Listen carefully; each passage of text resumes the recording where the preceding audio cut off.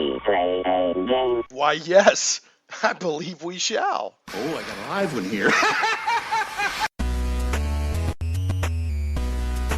Getting geeky all up in your podcast. It's Shane Plays Geek Talk, a journey into the things we love. I'm your host, Shane Stacks. Thanks so much for pressing play. This week, we're rolling all up into the exciting world of video games, video game development, indie video games, with my returning friend, Johnny Wood Brooks, also known as Shattered Moon. So, and I think, is Shattered Moon not a Blake 7 reference? What's the Shattered Moon? Where's that from? No, Shattered Moon is just, there was some imagery that I saw, growing up, especially from Thundar the Barbarian. Oh, right. If you watch the cartoon, they often, for whatever reason, they'll pan the camera over and always show this image of a moon that's just split in half. Yeah. Right. And they for whatever reason, they always focus on that in the cartoon, but they never have an episode about it, never talk about it or anything. And that's just an image that stuck with me for a long time. And then it wasn't until about the time I was trying to think of a name that I wanted, to associate my work with. I saw the more modern remake of, I think, what is it called? Time Machine?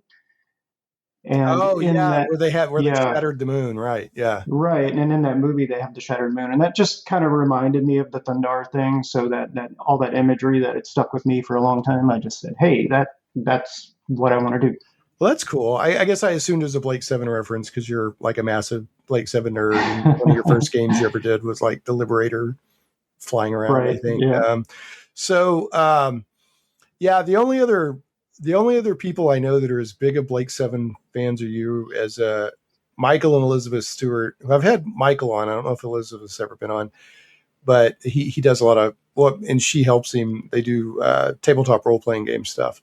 But they named one of their cats Per Avon, which I thought was pretty great. Yeah, so I get it. Yeah, and then of course we just lost the actor who played Villa, who is my favorite. My favorite character. Yeah, would say that again. Michael Keating. Yeah, great character. So if you're not a Blake 7 fan or people don't know about it, go check it out. It's I mean, you have to watch it with the eyes of the time in which it was made. Because it's classic BBC sci-fi, but it's very good, very ahead of its time, dystopian, dark sci-fi. Wasn't it Terry Nation, the same guy that came up with the Daleks? Isn't that right? He was the creator of Blake 7, but just like everything else, he backed away from it to go on to other things. It was eventually taken over by a man named Chris Boucher, who did some really great stuff with the show. Well, Blake 7 is great. I mean, I love watching the old episodes. It's one of the few shows that they talk about making a reboot, and I'm like, I'd kind of like to see that. I hope they wouldn't mess it up, but it would be interesting to see what they would do with it. So, okay. So the other thing you mentioned, geeky wise, before we get into video games, is Thundar the Barbarian. Jack Kirby helped create the visuals for Thundar. So that's one of the reasons why it looks so great. And those characters are so great. I don't know if he had anything to do with the Shattered Moon. But that in the Time Machine remake, the movie, when the guy comes, that's a great moment when he comes out of the time machine and everybody's freaking out and running through the streets and he looks up and he sees the moon's all shattered. That was a great moment. So, all right, but we're here to talk about video games. Before I do that, I have a note that I want to throw out there for previous guest, Ken St. Andre. Ken St. Andre is the creator of Tunnels and Trolls and a bunch of other stuff. I recently had a 2-part, and he was involved with Wasteland, the video game, and some other video games that are well known. So he's had interesting work in tabletop role-playing space and video games. But he sent me a note. Let me see if I can find it. And said, hey, Shane, do you think you could do me a solid and mention my latest Kickstarter project on your next broadcast? And I said, sure. So I don't think it's Tunnels and Trolls related. I think it's related to his Monster thing. So let me find it real quick. I'll have to do a little bit of editing here. Should have had this in my notes already, so I'm a terrible, terrible person. But yeah, I think it's called Monster. Well, now where is it? Yeah, I'm definitely going to have to do some editing here. This is going to be sloppy. Sloppy! Super sloppy, Johnny. Did you ever see Ed Wood, Johnny? Did you ever see the movie Ed Wood? I did. It's been a really long time, but So, yeah, I saw it. One of the constant refrains in that movie is that, like, it's a disaster the whole time. Every scene, there's a disaster, and he just yells, "We'll fix it in post," and keeps going. So we're in a I remember that. we'll fix it in post moment. That's the Plan 9 from Outer, Plan 9 from Outer Space. That's what he's most famous for. But he actually made a lot of them were basically soft porn, to be quite honest. There's one movie, I can't remember the name of it is, where it's just a series of women basically stripping. But yeah, Ed Wood was an interesting guy. All right, so the Kickstarter is City State of the Immortal Goddesses RPG campaign. Detailed fantasy maps and campaign adventures for any RPG, plus Monsters, which is by Ken St. Andre. There's a lot going on in here. I'll put the link in the show notes. Of course, you can just go to Kickstarter and search for City State of the Immortal Goddesses. It's actually City State of the Immortal Cat Goddess, but the title says City State of the Immortal Goddesses at the top of the page. So there's the City State of the Immortal Cat Goddess campaign. There's also the Hidden City of, I'm going to say this wrong, Lamastu. There's a Monsters Apprentice magazine, and then there is a Cthulhu adventure involving Matahari, the famous Matahari, which Ken actually talked about that when he was on the show before in that 2-part interview. So this is, again, City State of the Immortal Cat Goddess. It's a city campaign for all role-playing systems, but don't forget about monsters, and humans, which is, I think they're both games from Ken. So there you go. Check it out. It ends July 1st. So this podcast should make it out in time for you to jump in on the action if you so choose. So you've been on before, Johnny. You've talked about your Classic Ultima Online. I know with Matt Barton over on Matt Chat. You've actually had a pretty long career in video game development. So what we're going to talk about is you actually have recently made an indie game and put it on Steam. So I want to talk about that. It's called No One Left to Die. It's a good multiplayer game, fun, quirky, inexpensive multiplayer game.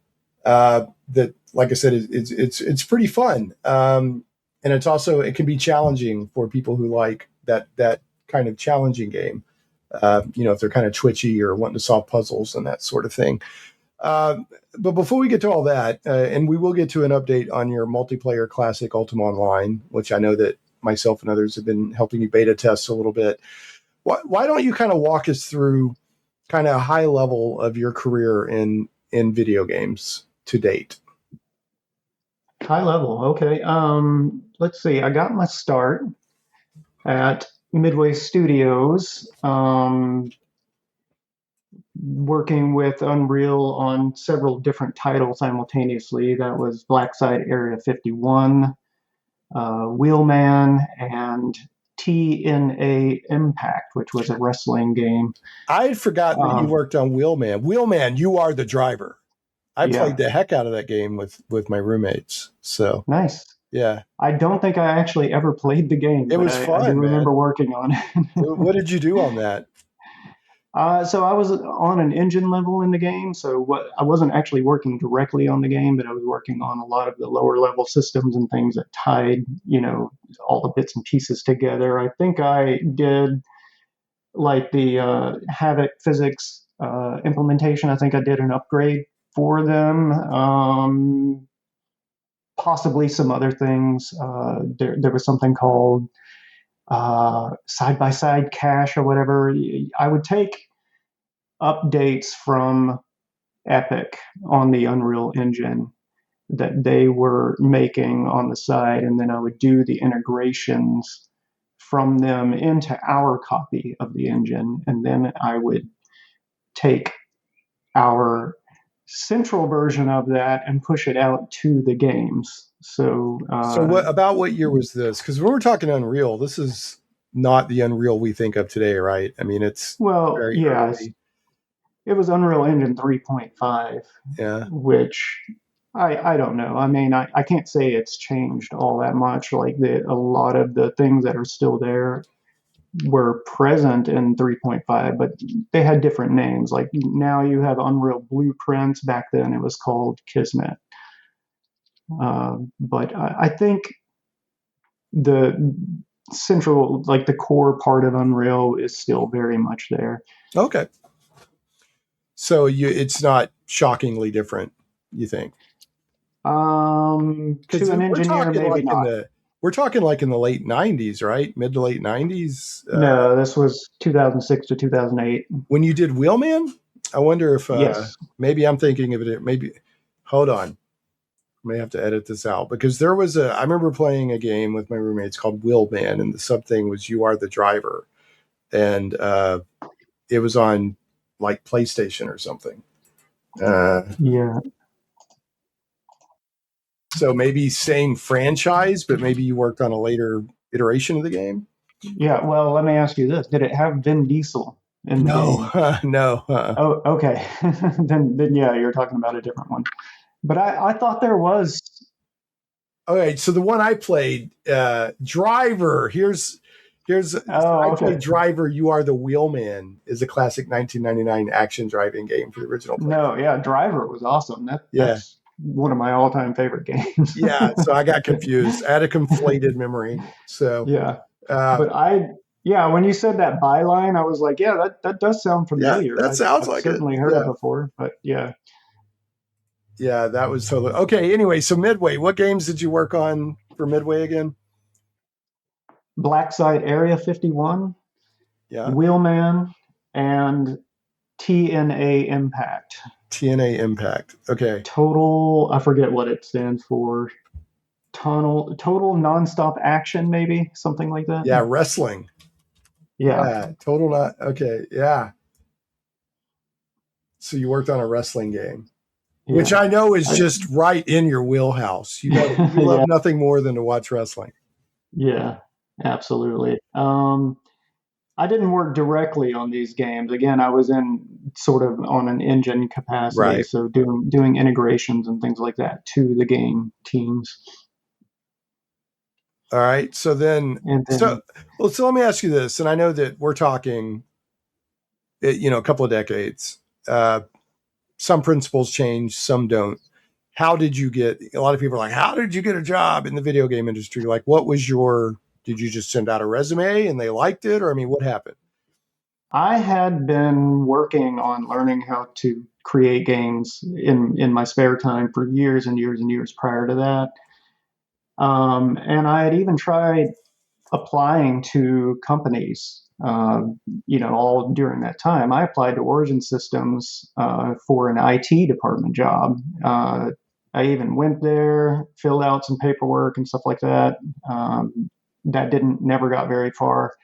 No one took me seriously. No one would ever give me a call back on the applications or anything. So I had a GI Bill. I decided, well, let's go ahead and put this to use. So I went and took a tangent and got my degree in computer science. And then after getting the degree and sending out applications, I started hearing back from people. The responses weren't, as frequent as I'd hoped they would be because I didn't live in a major city. So then I cheated a little bit. I used a friend to get a good phone number that made it look like I lived in Austin. And as soon as that happened, I started getting the phone calls and interviews and things like that. So, but yeah, that's how I landed the role at Midway. So it wasn't like I didn't earn it. However, I was subjected to lots of testing and whiteboarding and all kinds of things. So I still really had to prove that I could do the work, which was grueling, um, in retrospect.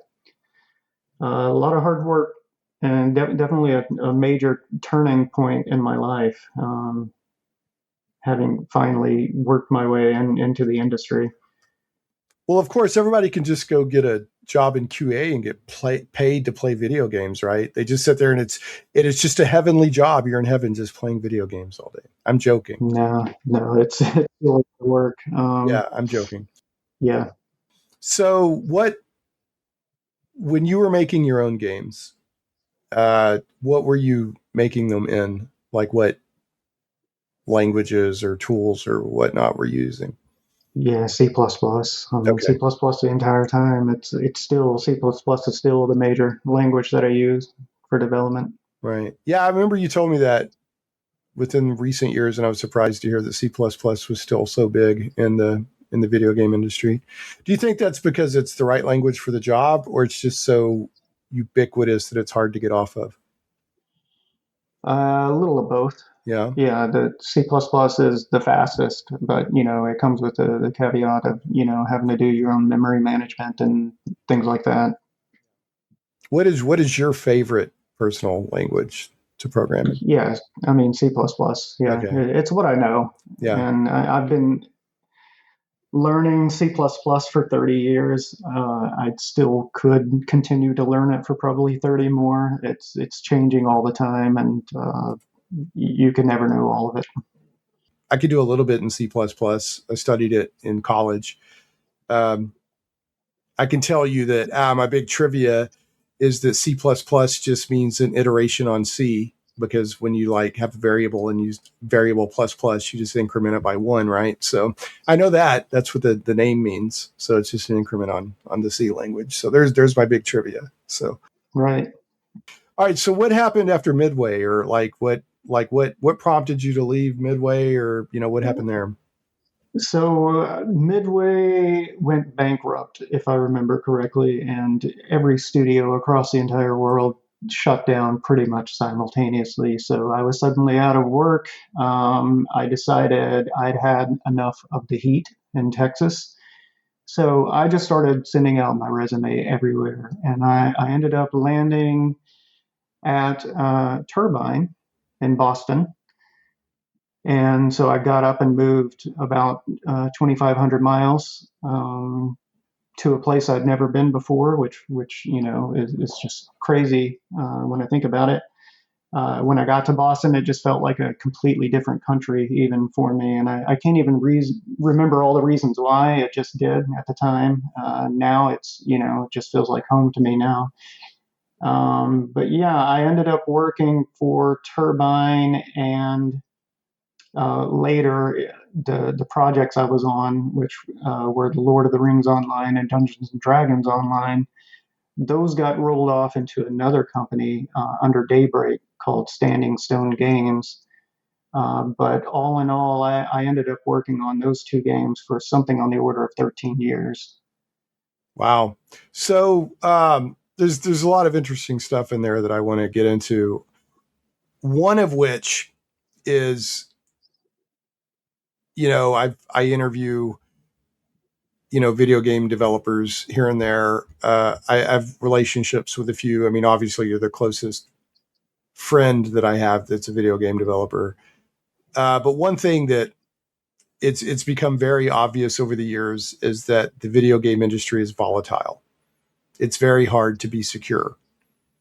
It seems like companies shut down, companies go broke, or else they'll just shut down a multi-million-dollar project out of the blue overnight. Just boom, it's over, and so anybody, it's kind of like people who love movies, or people who love books, or people who love comic books, people who love video games. You get starry-eyed and you think, all I want to do is work in this industry. I just want to make games, but there's this business reality behind it. All these industries that are what I consider geeky, that you attached to on a personal, deep down level. Your inner 13-year-old is like, all I want to do is make video games and get paid for it. These industries are volatile. Yeah. And I would say that the video game industry is extremely volatile. Companies that seem to be making money hand over fist, they'll just fire however many people overnight, shut down a major project that they've invested millions in. Or like that thing that happened with Microsoft recently. Microsoft just unilaterally decided, hey, we're shutting down all these projects. And I mean, they torpedoed a lot of projects. And I think in some cases they torpedoed some companies. So, and you were caught in that. So we'll get to that. But back to Daybreak, back to Turbine. So of course I played Asheron's Call, which you didn't work on, but Turbine put out. That was a big game for me. And then of course, some friends and I got way into Lord of the Rings Online. And then you and I were talking one time and you were like, oh yeah, I work at Turbine. And so we ended up playing with you as part of our group while you were working at Turbine. So that was a lot of fun. And then, but at one time you were spending more time on Dungeons and Dragons Online than Lord of the Rings, right? Yeah. So I spent time in a lot of different areas in the 13 years that I was there. The first 6 years I was on an engine team, and I did work on all the games, but it was kind of like a rotation. Like I'd spend a little time working on Dungeons and Dragons, and I'd spend a little time working on Lord of the Rings Online, and then we had another game called Infinite Crisis that we worked on. We had some other IPs that we were potentially creating MMOs for at the time that never got off the ground, So I was bouncing in and out of all of those. At some point, I went strictly gameplay, and I ended up on the Dungeons and Dragons team for a number of years. So yeah, I did work specifically just on that game for a while, and then afterwards went to Lord of the Rings full time for 6 years. 6 years. All right. So, it didn't seem to me that working behind the scenes on a game that you were also playing affected your enjoyment, but being that deep on the development of the game and playing the game, what's that like? Is it, it's like once the magic trick is done, like sometimes the magic trick is no fun. So is it like that playing a game that you're also way behind the scenes on?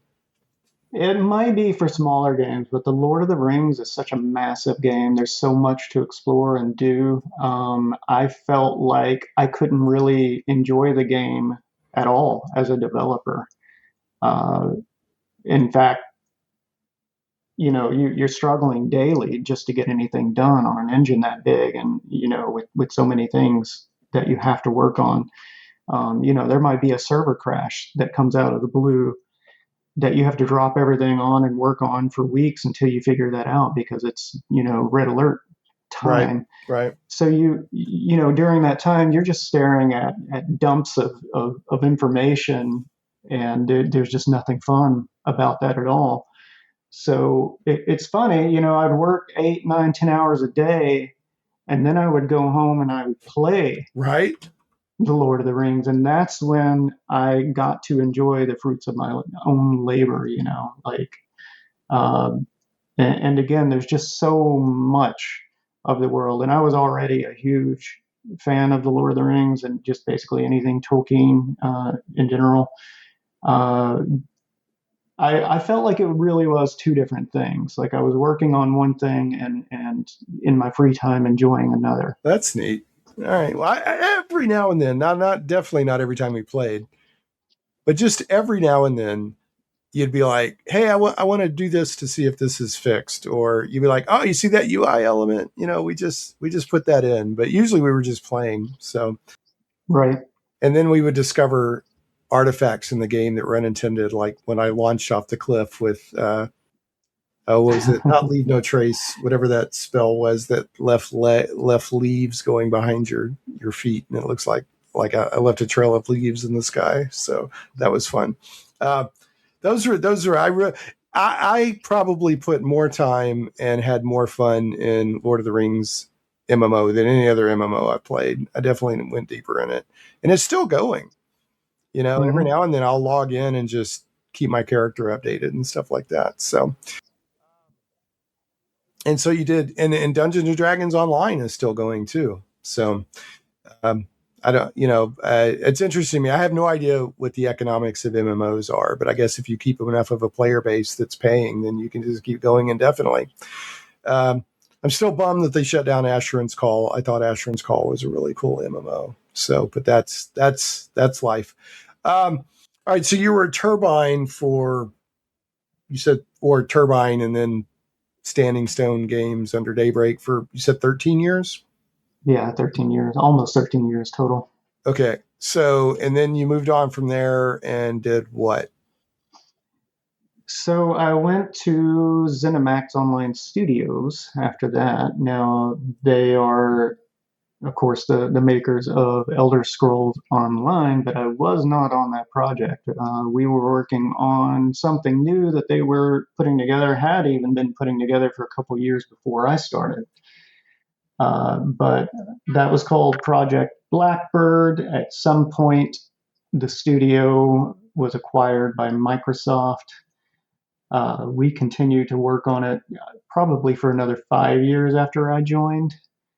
And then just at some point, out of the blue, Microsoft shut the entire project down. So, as you had alluded to earlier, I was affected. Yeah, they just it affected a lot of companies, and it caught a lot of people completely off guard. Because these were projects that were not struggling. I mean, they were good projects. They were whatever. And then I can't remember the exact details, but Microsoft was like, "Yeah, we're pulling the rug out from under everybody," and so that's another example of, because from what I don't know the property, I don't know anything. It was still all secret and everything. But from what I do know of the project you're working on, it was going well, right, and getting good feedback and stuff like that. And then it's just like, oh well, sorry. So that's the trials and tribulations of AAA game development. You've got executives sitting in their rooms or their Zoom meetings or whatever, looking at spreadsheets, um, and then, but they have the money, right? They have the money to do this big stuff, cool stuff. And then you got indie dev, which you could do these passion projects, but it's kind of hard to make money at. So there's no perfect, middle there. If you want to be a video game person. So they pulled the rug out from under you on Project Blackbird at ZeniMax. I know you've been kind of talking with different companies and potential things since then. But in the meantime, you've taught yourself the Godot game engine and made a game. So before we get over to that, we'll leave that cliffhanger.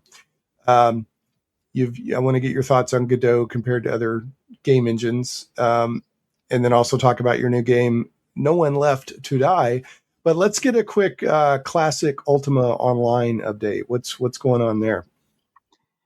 So, Classic Ultima Online is something I have worked on and off for probably decades now.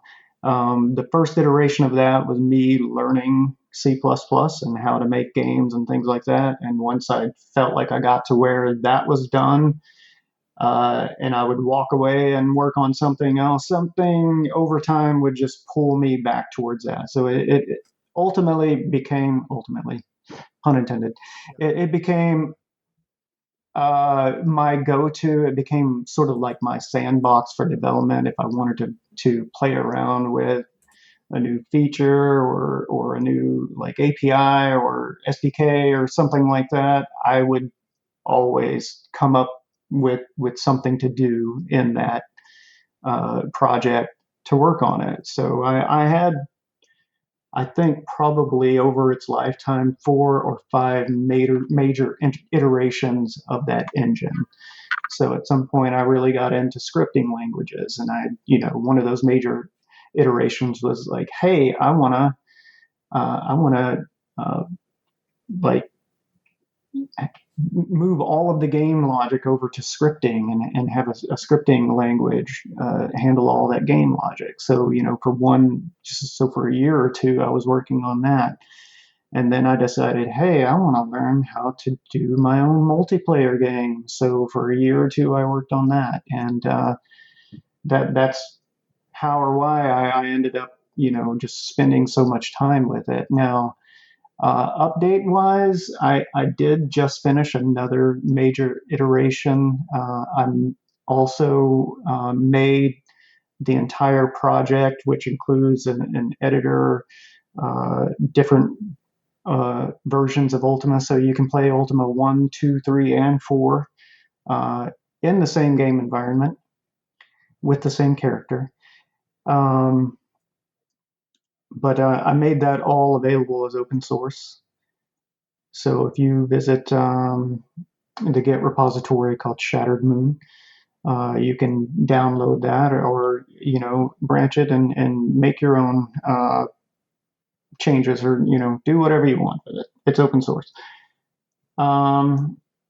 But yeah, the latest iteration, I went in, did basically a ton of bug fixing and cleaning up. I also went out to a lot of the different versions of the game and collected all the graphics and things.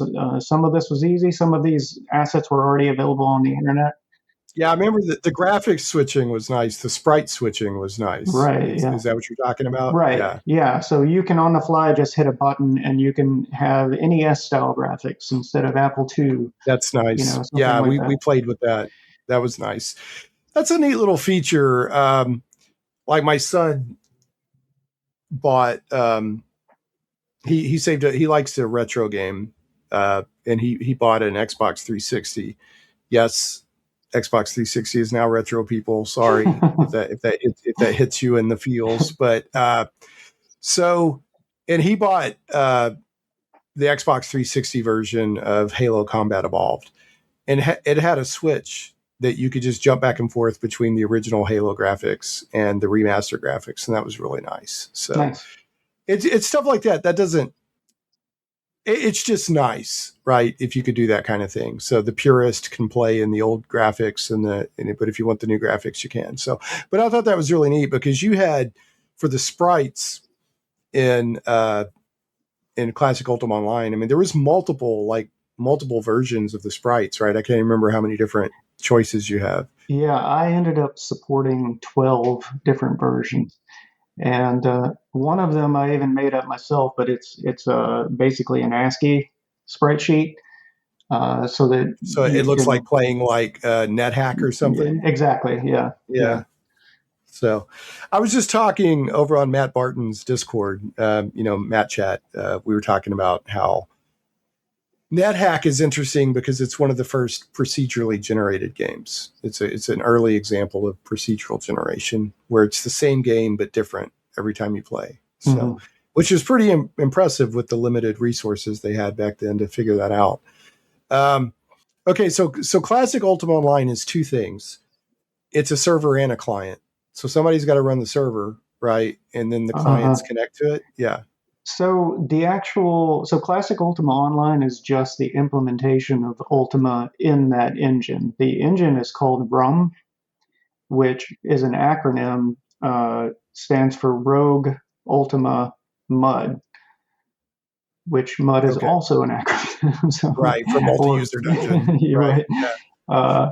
But my plans were to provide an engine that made it easier to create those styles of games in a multiplayer environment. So there's also an editor for creating the games, and there's a sort of portal, which is a front end kind of thing. The idea there was that as people created games, you could register those with the portal, and anyone using the portal could just log in and see all the different games available and just click on one and play it. I think there's a lot of potential here for RUM and Classic Ultima Online that hasn't taken off yet. But if the right people find it and play with it, I think it's got some real legs.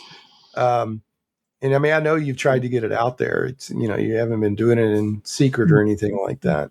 Yeah, I mean, the issue is it's an IP that's owned by Electronic Arts, Right. so I can't really do anything with that Right. without stepping on toes and having litigation.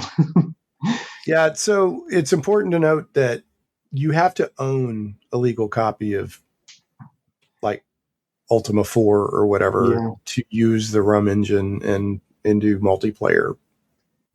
It's basically what it is. I mean, there's more to it than this, but probably the elevator pitch is you can play Ultima 4 multiplayer, right? That's the pitch that will probably interest a lot of people, even though there's a lot more to it than that. So check out, go to shatteredmoon.com.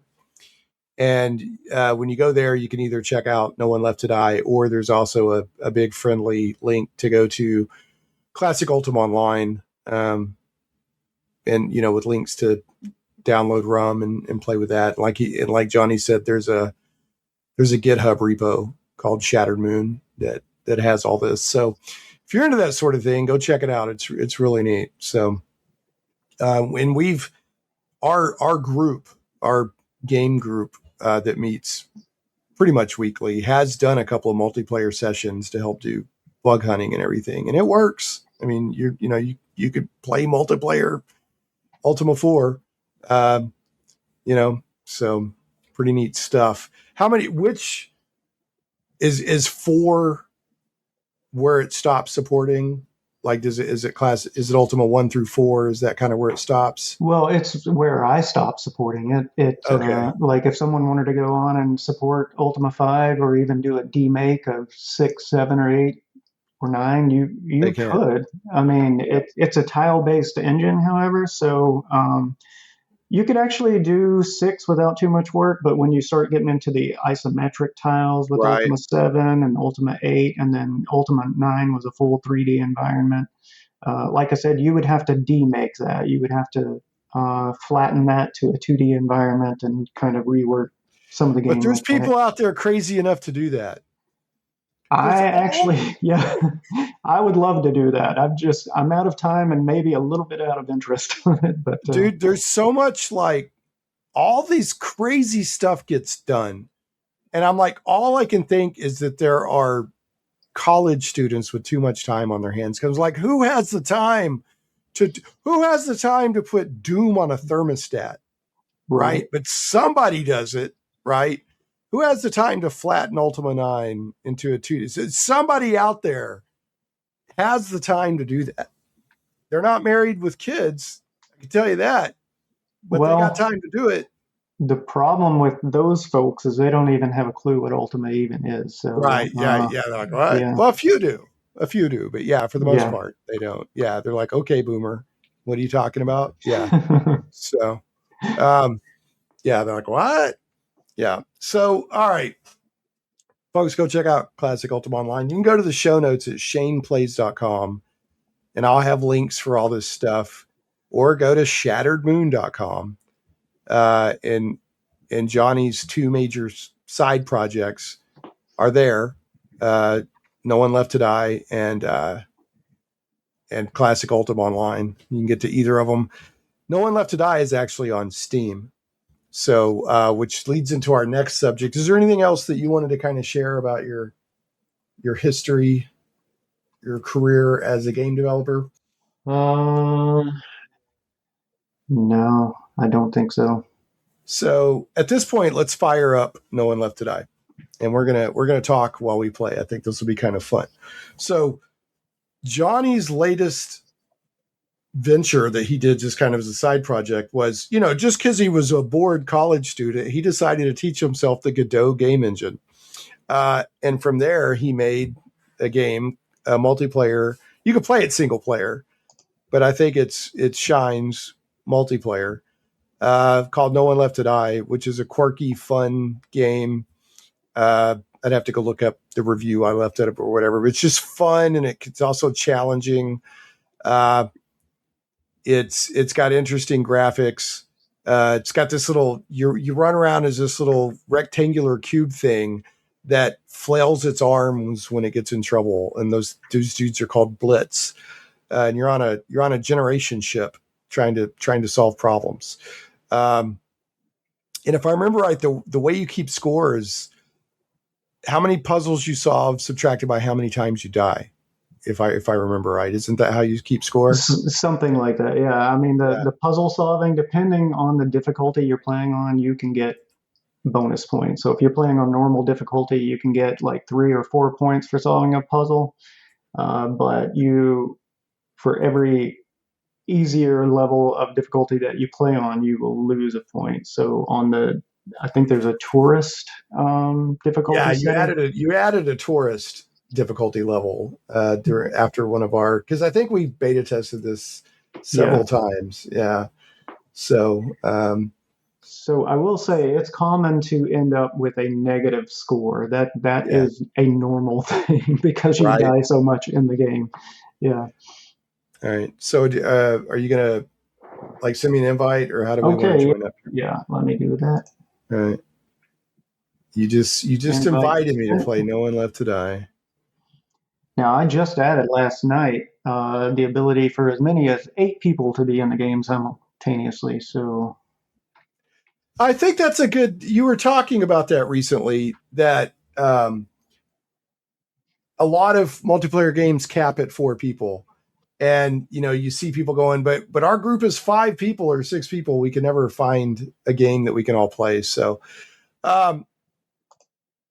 okay. All right, starting the game now. So what this game is it's a series of puzzles that you really have to figure out as you go. Every time you die, you learn something to move you forward in the game. And there's little clues in the game, like color coding, to tell you like what puzzles. The puzzles are in the form of rooms, right? So they're rooms on this big ship. And your ultimate goal, I'll just kind of spoil it now for the people who are listening, is you're trying to wake up the population on this generation ship. But when you first play, you don't really know what you're doing. You're just running around like, oh, what's this? And it's a game that very much rewards poking things with a stick. And you're going to die. You're going to die some, and that's okay. So I'm going to follow you, Johnny. Which room do you want to go to first? Well, let's start at possibly the beginning. Let's see. Well, I remember when we were playing, you said you had some favorite rooms, and if I'm not my mistaken, favorite room is where you're shooting the yellow spiders. Okay, so that's they're spider robots, right. I guess. And that reminds me, that's the white room. I do need to put an arachnophobia warning on the game. Oh, really? Yeah, because I've noticed that recently. I never really knew that was a thing, but I saw 2 games recently with arachnophobia warnings. And I was like, oh no. I mean, they don't look exactly like spiders, but if somebody they're not. They're 4-legged, so I call them tetrabots. Yeah, they're robots. They're not straight up spiders. Right. They just have spider-like movement. Remind me of what's the fire button. If you're playing on the keyboard, it's going to be F for fire, or you can click the left mouse button. Oh, okay. Let me do the mouse button. So I think that's how I did it before. So you have to shoot these guys in their eyeball, and you have to run around and pick up ammo. So Johnny and I are in a room right now where we're being chased around by a yellow robot, and we have to stop the robot so that we can got him. Okay. And then there's these little computer panels that you have to go type on to advance the action. So I'm going to go type on this computer panel. Yeah. So while you're doing that, I want to talk about the name of the game, No One Left to Die, and why I landed on that and where it comes from. So I realized when creating this game, and I was creating it before I had a title for it, but the way it was going was that you have a finite number of crew members that are solving these puzzles. And I noticed that, yeah, I was dying a lot because these puzzles are sometimes difficult, or challenges, not necessarily puzzles. So I knew that I wanted to name it something that had something to do with dying.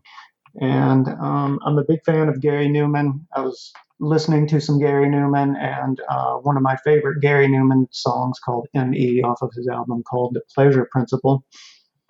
The song is about, if I'm not mistaken, a robot that goes crazy and kills everyone.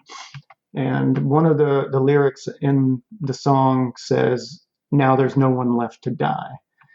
And when he said that, I was like, okay, yeah, that's the name of the game right there. That's a good name. So I take it like the meanings I take from it are you're trying to wake everybody up on a generation ship. So it's like, we're not going to leave anybody to die. The other thing is when you don't have any people left to die, the game's over. So that's kind of how you have, how many lives? Is it 20? There's 40 crew members on the ship. So if you're just playing as a single person, you get 40 men. But, if you're playing with 8 people, you get on average 5, but that doesn't necessarily mean you get to play 5 times. If you're a person who tends to stay alive a lot, you might only get one person because all of your other players have exhausted the crew complement. So you might find that you never use any of the remaining crew. Right. Yeah. So you have, every time you die, you wake up as another crew member, and then you go out and try to keep going. And then there is a passenger complement that's all frozen. And as you proceed in the game, you're waking more of them up. And the ultimate goal, I believe that I don't think I've ever actually seen the ending. Yeah. So you don't know why you are on this generation ship, or what's going to happen when you wake up all of the passengers, and all that becomes revealed once the game is over. I don't really want to spoil that, but if you... Yeah, that's fine. Okay. Yeah. No, that's fine. I'm just saying there is an end game that you're working towards. There's a cut scene. It's not really an end game, I wouldn't call it, but there is a cut scene that plays that shows you the result of all your hard work. Nice. I'm like right now running around. Did you put this on tourist mode? I feel like I did. Yeah. Everything's moving very slowly right now. Yeah. I feel like the robots are being kind to me today.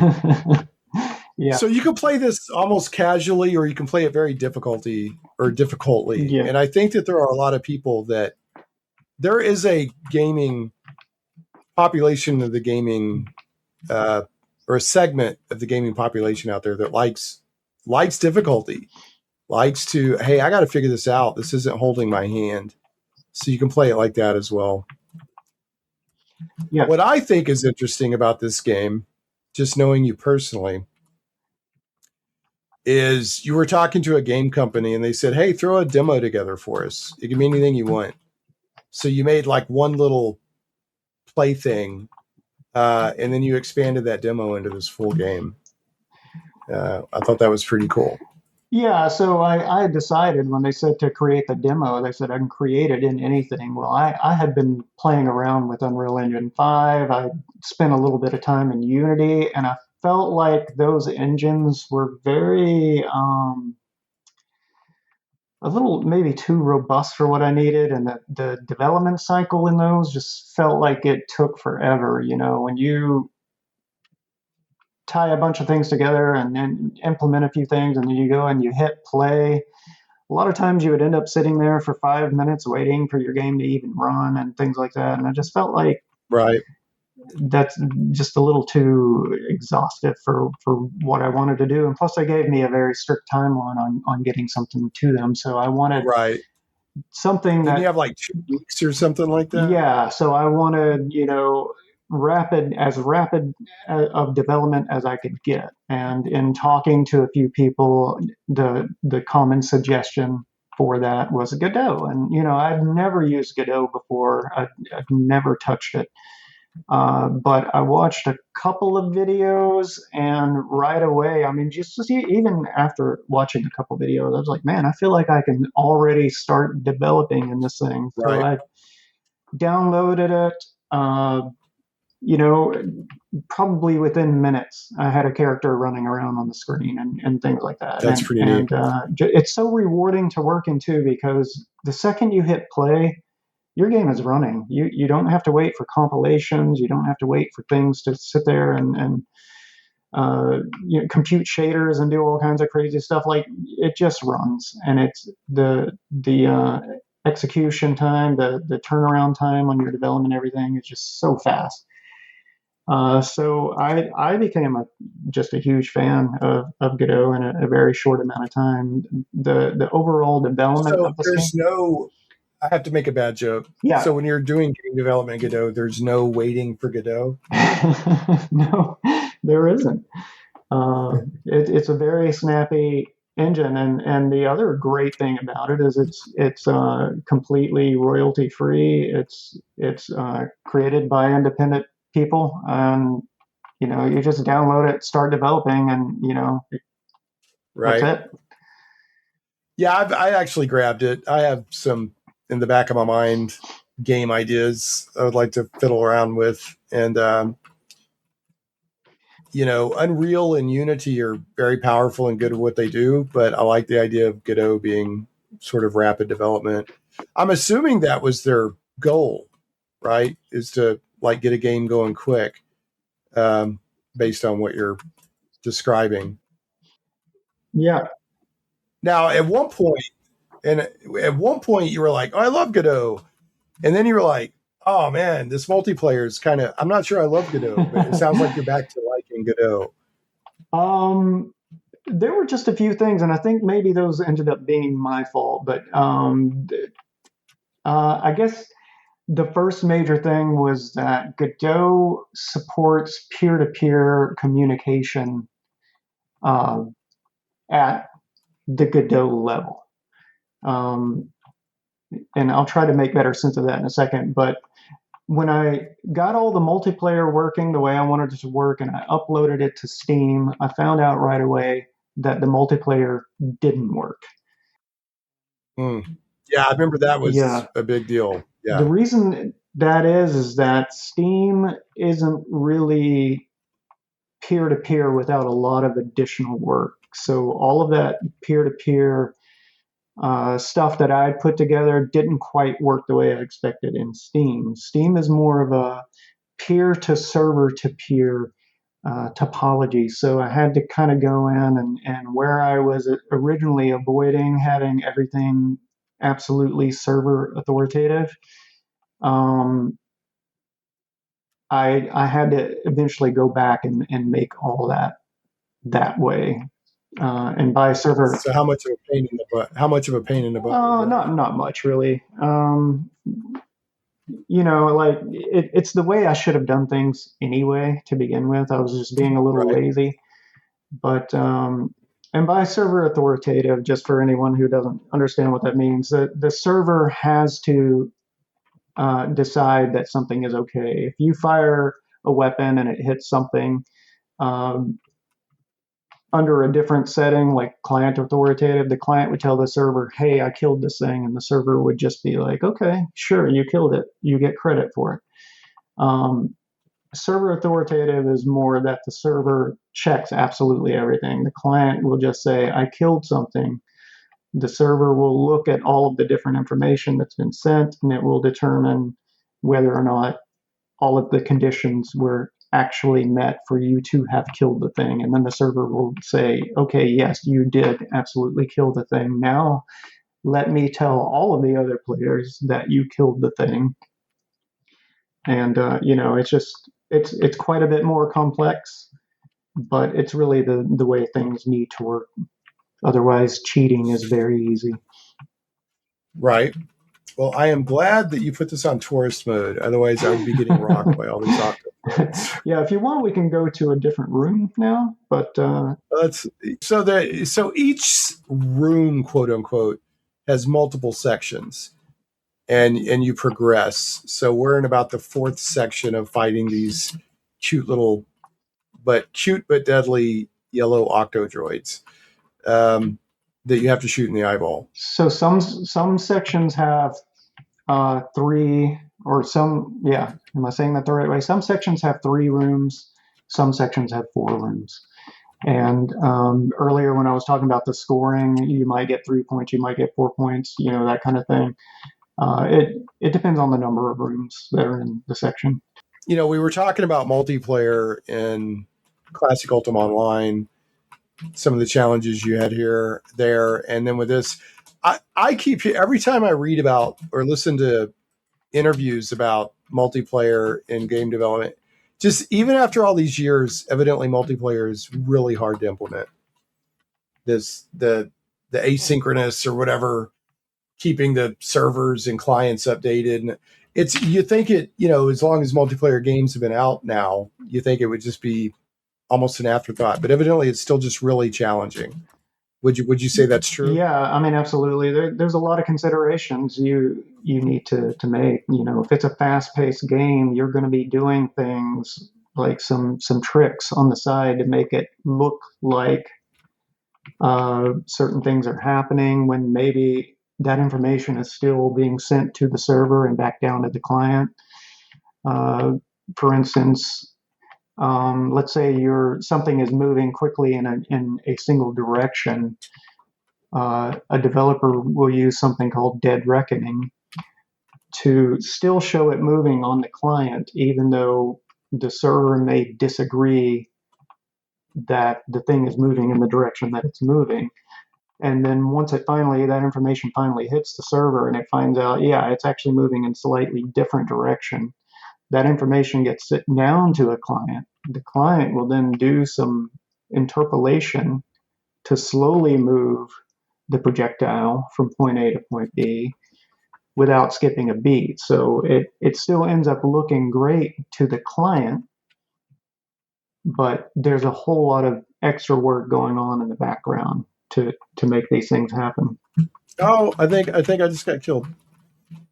Yep. I was stung by a tetrabot. That was my first. I know this is on tourist mode because that was my first death. Yeah, if you want, we can let's go to the gravity room.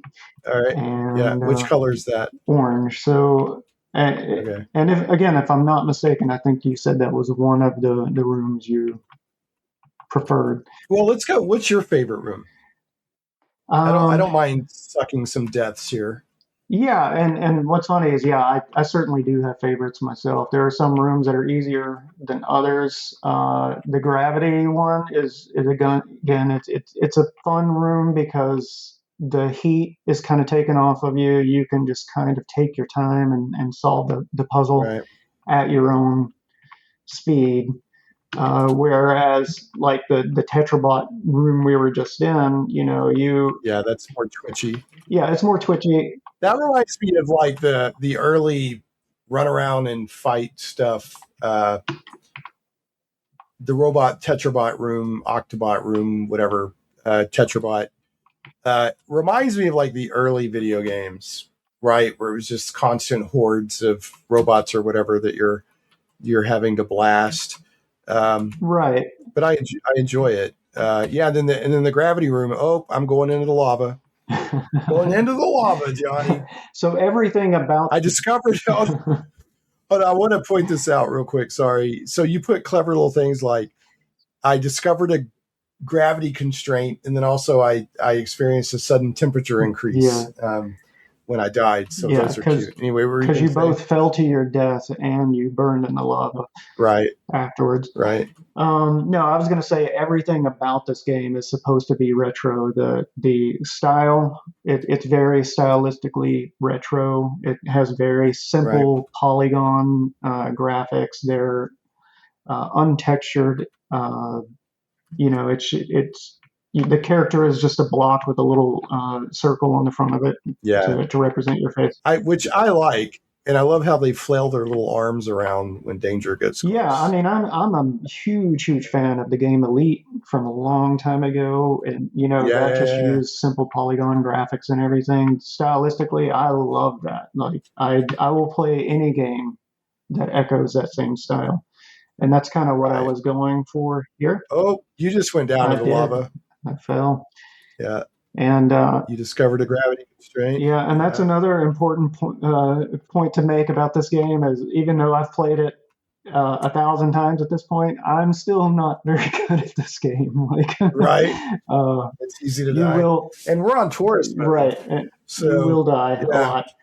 In the same style as games like Mega Man and Castlevania and Ghosts and Goblins, all those games that took a whole lot of practice to get great at. That's kind of the goal here is that you will put in some work to become good at the game. But I also didn't want to just make it to where these people who are insanely good at these games can play through the game, and that's why I added the tourist mode so that you can still come in and with just basic level platform skills, you can still beat the game. Right. So we both have negative scores now. I had 1 or 2 points because I had gotten points for doing computer panels, and now I think we're both -1. Yep, I'm about to be -2. I went back into the lava. So how many total rooms or sections? Because rooms is deceptive. Because rooms, areas. How many total puzzle areas are there in this game? So there's 8 sections total. And each section has at least 3 rooms. So that's already 24 rooms of challenges. And then there are 2 that have 4. So I think that means there's 26 challenges total. And then and some of them are like stay out of the light. There's like rotating light beams. If you get caught in the light, you're dead. Mm-hmm. There's other rooms you're running through, and there's like mines. And if you get too close to the mines, they come towards you. But that's also how you solve the room, by like getting it to come towards you without getting hit by it.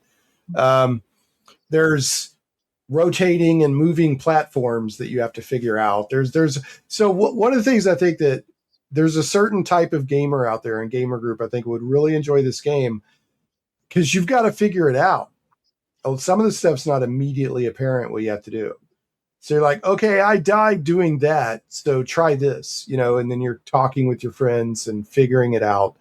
And it's on Steam. It's called No One Left to Die.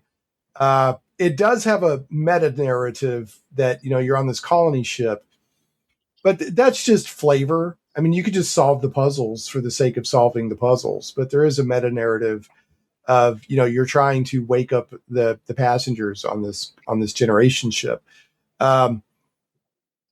So, and it's on Steam, currently available. What is your price point on it? $5.99. I think that's extremely reasonable. Now, the last thing I want to talk to you about is for indie developers out there. Oh, I have to mention, I had a note to mention this prior, and I got wrapped up in the game and I forgot. The soundtrack is by our friend Matthew Lister, aka Matt Lister, aka Cobra Commander, who does chiptunes. And the soundtrack is very quirky and enjoyable, and I think fits the aesthetic very well. And it also helps keep things light, like when you're dying, and the soundtrack is just kind of this happy little chiptune soundtrack. So it's not this ominous, doom music or anything like that. It's very nice. I'll put a link in to the show notes. I've had Matt on before where he talked about his chiptunes, and he has an album called Lunch Break, and I think some of the songs from Lunch Break are the soundtrack to this game, if I remember correctly. So it is. Yeah. So let's not forget Cobra Commander. I think he's a very good musician. I really enjoy the music in this game. Another thing I'd like to mention on the soundtrack for No One Left to Die, that's by Matt Lister, aka Cobra Commander, is that it's entirely composed on a Game Boy. So by Matt's own description, the entire album of Lunch Break, and he describes this on Bandcamp.com. Look for Commander Supreme. His handle is Cobra Commander, but on Bandcamp he's Commander Supreme. So go there to bandcamp.com and you'll find the Lunch Break album. And by his own description, he said, when I was forced to work long hours because my business had gone up in flames and I worried about how I was going to still make music, I started taking my Game Boy to work. The solution was obvious. Every note of this album was conceived of and entered into LSDJ. I think that's a program you can run on the Game Boy. There's a previous episode I've got with Matt. I'll link in the show notes. He talks more about this stuff. So during his lunch break, he literally used his Game Boy to compose the Chiptunes album, Lunch Break. And it's a banger. And the music fits No One Left to Die game very well. So again, check out Commander Supreme on Bandcamp, and I'll link the album in the show notes as well. To sort of wrap things up for people who are like, what's it like to get, I mean, what was the process? If somebody's out there like, I want to make a game, I want to get it on Steam, what all did you have to go through to do that? Yeah, so creating the game in Godot was probably the easiest part. Godot makes it extremely easy. When you feel like you're done with your game, you just go up to the top menu and hit project and export and hit OK, and you have a game executable that you can share with friends immediately if you want. For Steam, using the Steamworks API, that was probably as difficult, or maybe if not even a little more difficult than creating the game. That process is in bad need of revamping. Well, I heard you say, didn't you say the documentation is not good at all? From what I can tell, they invented this process 20, 30 years ago and have not updated it much since. So it does require you to open up a command line shell and type some commands and do some uploads and things like that. And you're still not even finished when you do that, because then you have to go log into the Steamworks website. There are, I'm going to say something like 40 or 50 points of criteria that you have to provide to them, which they then vet.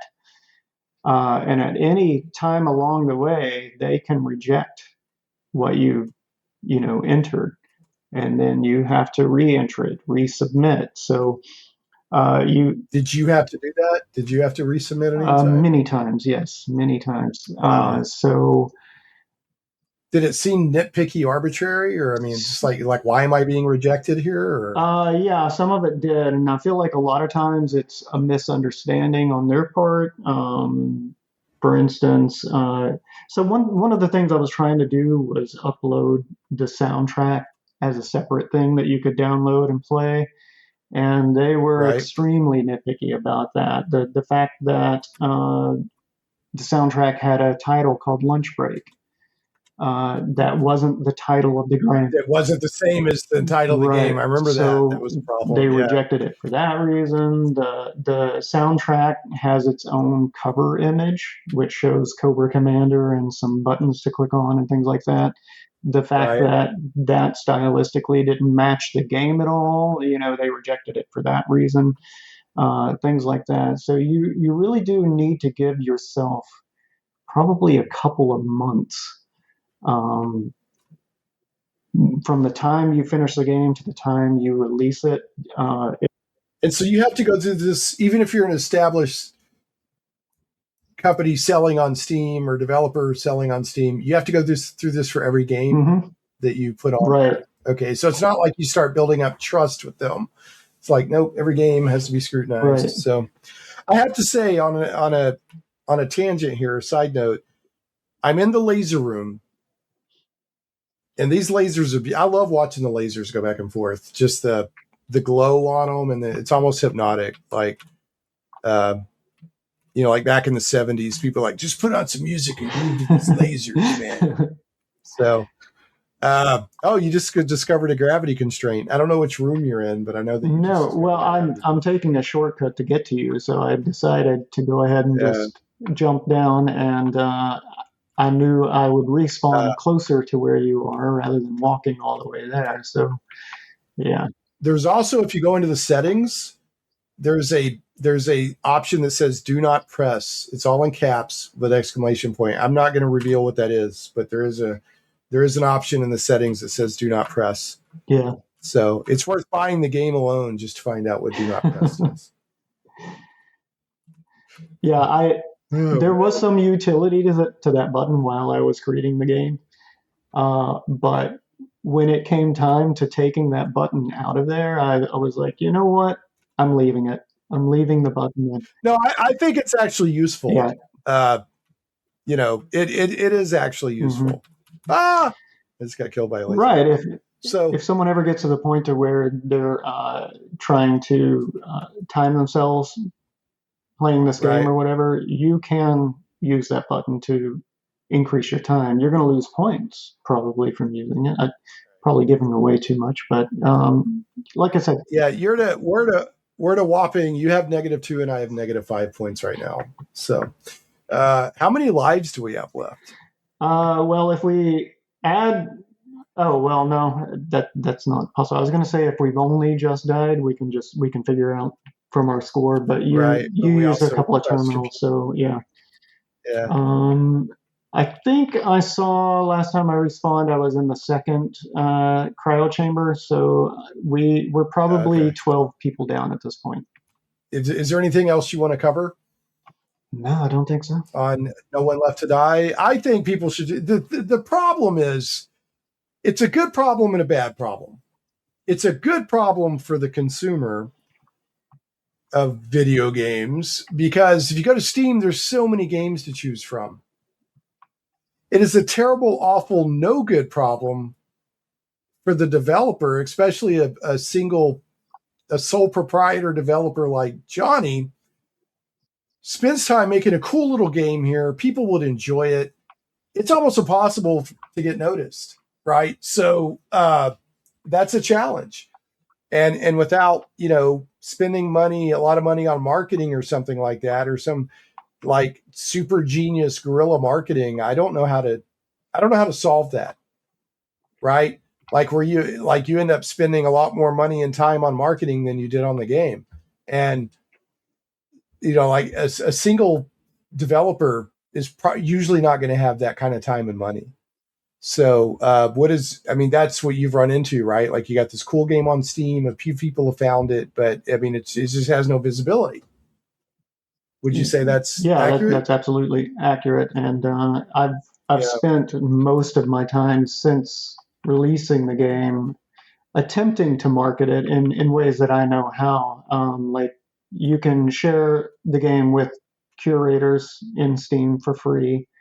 Which I have done, but the sad reality there is you'll give away many copies to many different curators, and none of them will still play the game. And or if they do, they may only give it 5 minutes. Yeah, they'll give it 5 minutes. Like we were the other night, we were playing Torchlight 2 with Matt and one of his friends.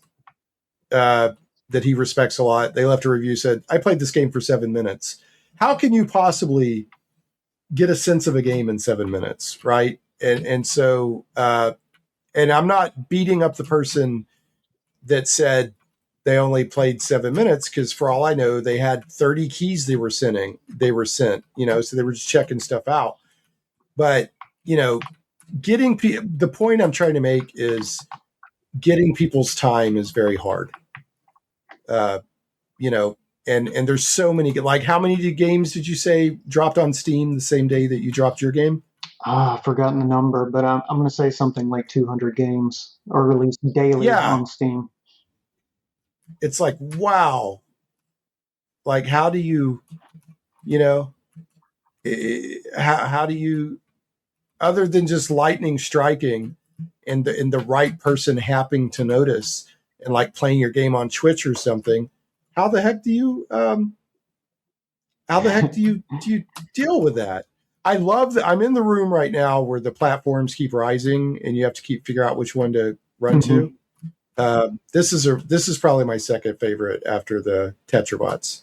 Yeah, that was. Oh, I almost made it. I jumped and missed at the last. Oh no!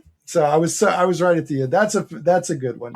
That's the one where we were playing with Matt. We were like, "Wait, Matt, don't go!" Remember? Oh, right. Like, Yeah. Yeah. Anyway, I wish you all the luck. I don't know. I wish I could solve that for you. I wish I could, because it's not just you. There's a lot of great games out there that nobody knows about. Oh, right? Yeah. That people have put time into. So I don't know how to solve for that. But I will say, I do recommend this game. It's fun. I have fun every time I play it. And it's definitely more fun multiplayer because you get to listen to your friends going, no, and stuff like that. Or the victory of, the triumph. It was the agony, the thrill of victory and the agony of defeat. This game will bring both in a multiplayer session. I mean, the other cool thing about the multiplayer is if you're good at certain aspects and another person is good at other things, you can split up the work and, they can do the things that they're great at and might be like more of a twitchy kind of thing. Absolutely. Yeah. This is a perfect game for that. And like you said, you expanded it up to eight multiplayer now to give larger. This could almost, with the right people, be a party game. With the right group, it could almost be like a party game. I'm not saying it's a party game. It's got some challenges and puzzles and stuff in it, but it could almost have the fun of a party game with the right group. So, all right, No One Left to Die on Steam, $5.99 under Shattered Moon. Go check it out. Also, don't forget Classic Ultima Online. Go to shatteredmoon.com, and links to both are right there. With my buddy Jonathan Woodbrooks. So, aka Johnny. So, any closing thoughts there? No.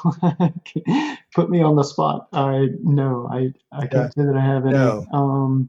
I just will say, support your indie developers as much as you can.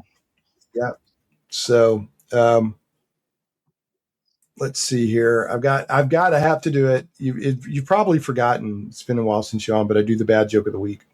So even though that the show isn't weekly anymore, just bad joke of the week has a good ring to it. So I still call it the bad joke of the week. So let me look at my notes here and see if I forgot anything. I did not. By some chance that never happens, I hit all my notes I wanted to get to. Also, I want to give another shout out to Matt Lister. Check out Cobra Commander. Check out Chiptunes. He's really good. He's another one of those people that's like extremely talented, but there's so much stuff out there, it's hard for him to get noticed. So check out Shattered Moon Games and check out Cobra Commander's Chiptunes. You can find him on like YouTube and stuff. So, and go to show notes at shaneplays.com. I have links for all of this stuff. So I have two bad jokes for you, Johnny. Are you ready? No. Okay. Well, that is the right frame of mind. Oh. You do not have to give me a courtesy laugh. These games are supposed to be bad. I'm ready now. I mean, these are not games. These jokes are supposed to be bad. You don't have to courtesy laugh. Okay, first one. I told my wife I was building a model of Mount Everest. She asked, "Is it to scale?" I said, "No, it's just to look at." Nice. Yeah, I saw like a little. That almost looked like a gut punch. You kind of sucked in your breath for a second there. So I hope there was a little bit of pain. I did respect the double meaning there. And, but my brain also immediately went to the news story of the Sherpa who was lost on Mount Everest for the past week and was found. So was that over the past week? Yeah, that was recent. I hope I didn't. Oh wow, bad topical, bad joke. I would honestly, I wouldn't want to make fun of that. No, but I mean, it's amazing. The Sherpa survived up on Mount Everest for a week by himself. So without any those food. dudes are tough, man. Yeah. Those dudes are tough. I mean, I'm not making light of the survival, but those dudes are tough. Those Sherpas. Mount Everest, like I said, I'm not trying to make light of a grim situation. There are bodies on Mount Everest that have never been recovered. Right? There, people climb Mount Everest and they know that at this point they're going to. I mean, Mount Everest is no joke. So I'm glad that Sherpa survived. Okay, second bad joke of the week. All right. Did you see the big Lego sale today? People were lined up for blocks. Yeah. There you go. Okay. They weren't as bad as I thought they would be, but yeah. Okay. Well, next time I'll try harder. Okay. So I do like to make them kind of bad. So anyway, all right. Well, that's it, folks. Again, check out No One Left to Die on Steam from Shattered Moon. Johnny, thanks for your time. You indie developers out there. I'll say the same thing that Joe Bob Briggs says to filmmakers. He'll get letters from somebody saying, I'm an aspiring filmmaker. And he'll say, let me stop you right there. Are you making movies? If so, you're a filmmaker. So you're not an aspiring video game developer. You're make games. You're a video game developer. That's you're not aspiring. Just do it. And do your best and try to get it out there. But the minute you do it, you're no longer aspiring. You are doing it. So hang in there and put the reps in, do the work. And at a certain point, now I'm not saying we don't like to get paid. Don't hear me wrong. But at a certain point, if you really enjoy the craft, then a part of your payment will be the enjoyment of the craft itself. So that's not to mean we don't like to get paid and don't like to have jobs. So don't hear me wrong. So anyway, all right. Well, Johnny, thanks again for joining. Thanks for having me. And yeah, absolutely. And everybody else, we will catch you next time on Shane Plays. Thanks so much for listening to Shane Plays Geek Talk. I certainly hope you enjoyed this journey into the things we love. For your convenience, show notes with helpful links for each episode can always be found at shaneplays.com. You can catch the podcast in several places, including on the blog at shaneplays.com, iTunes, Google Play Music, Stitcher, Podbean, Amazon Music, Verbal, YouTube, and more. If you like what you hear and would like to support Shane Plays Geek Talk, you can do so for as little as $1 per episode on Patreon at patreon.com/ShanePlays. Thanks again for listening, and we'll see you next time. Stay geeky, my friends.